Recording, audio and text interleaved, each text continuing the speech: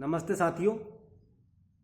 असत्य पे सत्य की जीत पे विजयदशमी की हार्दिक शुभकामनाएं। और अहिंसावादी हमारे बापू महात्मा गांधी की जयंती पे, उनके जन्मदिन पे 2 अक्टूबर को बहुत बहुत बधाई।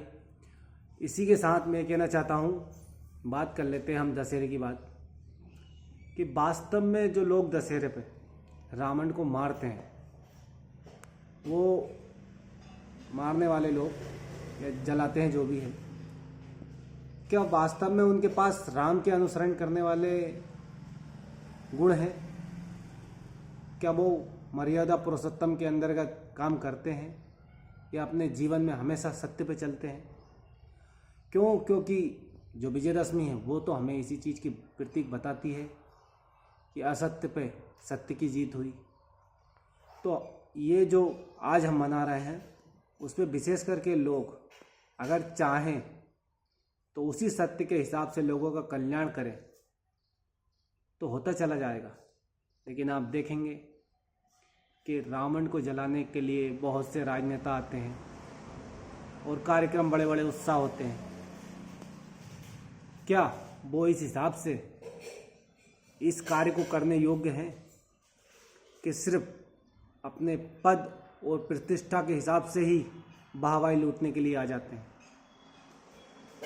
इस बात का ज्ञान सभी को है, लेकिन अगर कोई इस बात को उठा दे तो वो विरोधी हो जाता है या उसके ऊपर लोग उंगली उठाने लग जाते हैं कि हमारे इतने पावन धर्म के कार्यक्रम पे आप लोग इस तरह की उंगली उठा रहे हैं। लेकिन ऐसा बोलना ज़रूरी है, क्योंकि सभी इस तरह के लोग पहुँचेंगे कार्यक्रमों में तो वो तो शब्द को उठाएंगे ही सही।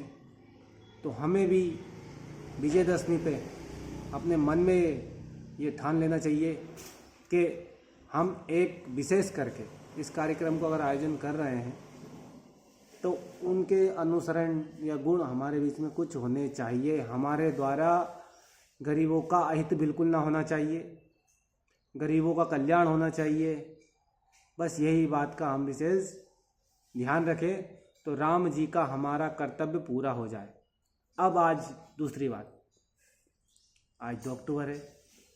गांधी जी जिनके हम अहिंसावादी मानते हैं और उनके बातों पे अनुसरण पे चलते हैं, लेकिन जब भी कहीं आंदोलन होता है, कोई शांतिपूर्वक ढंग से रैली करता है तो सरकार उन पे लाठीचार्ज कर देती है, आंसू गैल छोड़ देते हैं। उसको आप हिंसावादी नहीं कहेंगे।